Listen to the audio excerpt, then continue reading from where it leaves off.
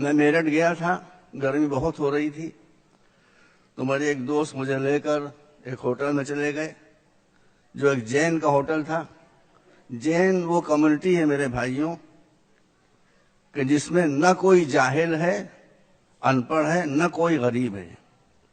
تو میں نے اس جین سے پوچھا کہ یہ آپ نے کون سا چمتکار کیا، جادو کیا ہے کہ آپ یہاں سے غربت بھی ختم ہو گئی اور جہالت بھی ختم ہو گئی؟ انہوں نے کہا کہ مولانا ہمارے یہاں جو چیزیں ہونا چاہیے وہ ہیں، جو نہیں ہونا چاہیے وہ نہیں ہے، سن لیجئے۔ میں نے کہا وہ کیا چیز؟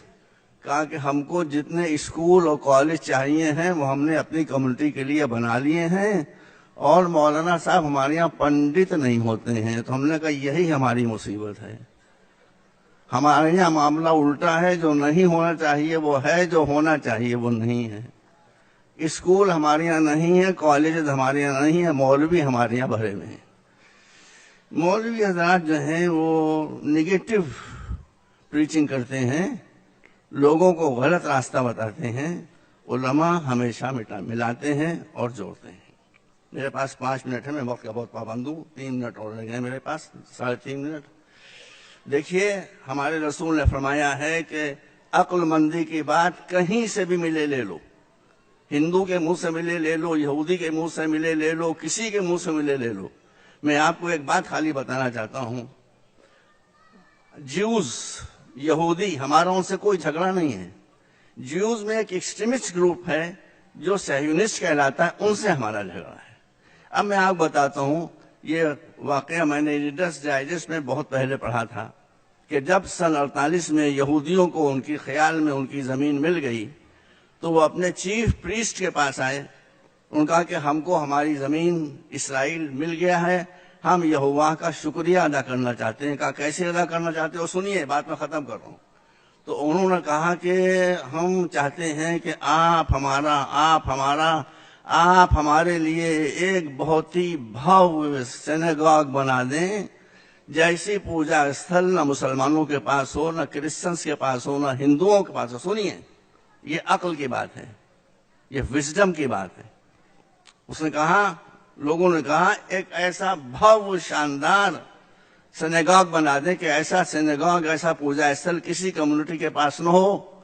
تو اس نے کہا کہ میں اگر ایک فرض کرو ہیرا تراش کر اور ہیرے کا بنا دوں سینیگاگ، تو اس ہیرے کے سینیگاگ کی حیثیت اور اہمیت یہوہ کی نظروں میں کیا ہوگی؟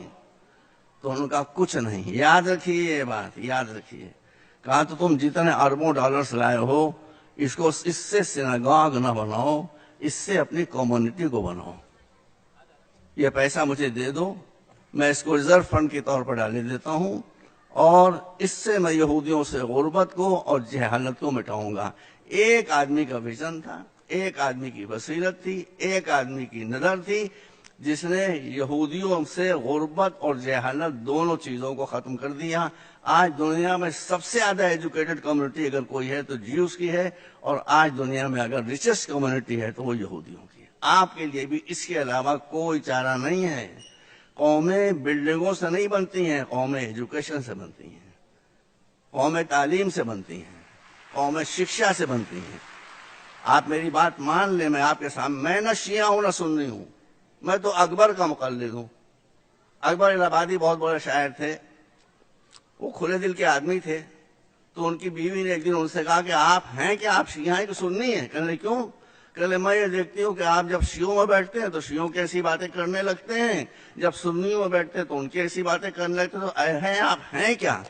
انہوں نے اسی وقت ایک شعر کہہ دیا، انہوں نے کہا کہ اکبر کا کیش و مسلک، ان کی بیوی کا نام منی تھا، انہوں نے شعر کہہ دیا کہ اکبر کا کیش و مسلک، کیا پوچھتی ہو منی، شیعہ کے ساتھ شیعہ، سنی کے ساتھ سنی۔ تو آپ بھی جب تک شیعہ کے ساتھ شیعہ اور سنی کے ساتھ سنی نہیں بنیں گے، مسئلے حل نہیں ہوں گے۔ میرے پاس بہت نہیں، صرف 5 منٹ کا وقت دیا تھا جو ختم ہو رہا ہے۔ میں آپ کو آخری بات کہنا چاہتا ہوں کہ مولا علی نے ارشاد فرمایا ہے کہ جس کے پاس ایجوکیشن نہیں ہے اس کے پاس جو کچھ ہے وہ سب چلا جائے گا، جس کے پاس ایجوکیشن آ گئی جو کچھ اس کے پاس نہیں ہے وہ سب مل جائے گا۔ آپ کو عزت مل جائے گی، آپ کو پیسہ مل جائے گا، آپ کو حکومت، میرے دل سے نکلی ہوئی آواز کو آپ سن لیں اور دل تک پہنچا لیں کہ سب سے پہلے آپ کو اپنے بچوں کو ایجوکیٹ کرنا ہے. دیکھیے یہاں پر جو لوگ چنئی سے آئے ہوئے ہیں اور وہ میگھالیہ سے آئے ہوئے ہیں، ایک ایک آدمی نے کیسے کیسے کام کیے ہیں. تو ایک آدمی اتنا کام کر سکتا ہے تو 18 کروڑ آدمی کتنا کام کر سکتے ہیں. آپ کو یہ بات یاد رکھنا چاہیے کہ جہاں ایجوکیشن ہوگی وہاں کوئی ذلت نہیں ہوگی، جہاں ایجوکیشن نہیں ہوگی وہاں ذلت کے علاوہ کچھ نہیں ہوگا. وآخر دعوانا الحمدللہ رب العالمین. 5 minutes over.